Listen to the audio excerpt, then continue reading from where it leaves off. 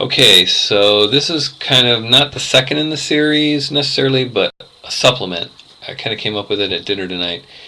I thought that I would, whenever I have an interesting bottle of wine, I would talk about it. So my first interesting bottle of wine is this Foxen 2002 Williamson Dore Vineyard Santa Ynez Valley Syrah. I've actually had this wine now. This is the fourth time I've had it. Here it is. Lovely. And I think it got scored really highly by either Robert Parker or Wine Spectator, and probably the opposite, scored it really lowly, rather poorly. But I've had it 4 times. I've loved it every single time I've had it. I bought 3 bottles and I had it once in a restaurant. And so I just kind of wanted to explain like what I like about it. So it is a Syrah, which is a really easy to grow grape. Not very finicky, can grow in a lot of places. This is a single vineyard, so all the grapes came from a single vineyard. So that kind of gives it more of a distinct taste, because it's only one little area, a microclimate, certain soil conditions, all kind of are consistent when you make the wine. It was $30 a bottle, and what did I like about it? Well, first of all, I liked that it had some acidity or structure up front. I guess that might be the tannins, and I'll bring this up in later shows. I'll talk a little bit more about this if you don't know or you're not comfortable with what I'm saying. But it gave it a lot of structure, and then it still had a lot of fruit and a lot of depth that without that acidity and tannins and structures would make it flabby.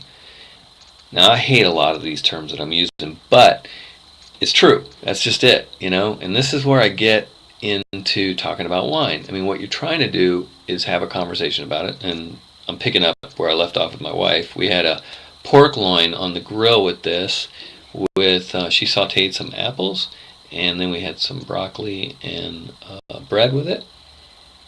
But what's great about it is,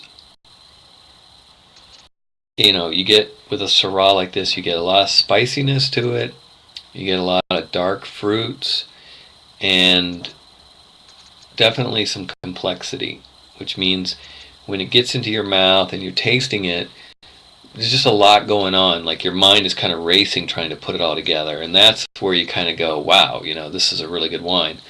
And one of the things that I always think makes a great wine is when you you kind of swirl it in your glass, which takes a lot of practice, not easy, you'll make a mess, but when you get a little swirl in it, what it does is it opens it up and allows you to then stick your nose in it and smell the wine.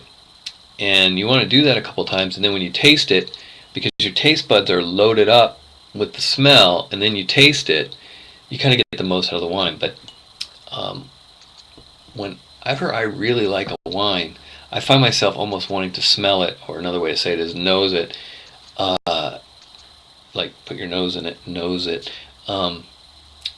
As much as I like to taste it, like that's just as good as tasting. So that's always a good sign to me. When I really like a wine, I almost half of it I live off of by just smelling, and then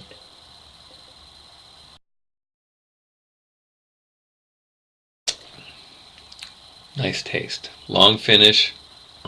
Again, you really can feel the tannins on your tongue. It's kind of like that taste of a wood tongue depressor. It's an astringent taste, but it's good. It's fresh, and then the fruit's still very fresh, even though it's a 2002. Still a lot of fruit. Probably could have gone, another 5 or 10 years in the bottle. That's how good the wine is. But anyway, I just wanted to share a wine experience with you. And again, my next show is going to go pick up where I left off with the first show. Thanks for watching.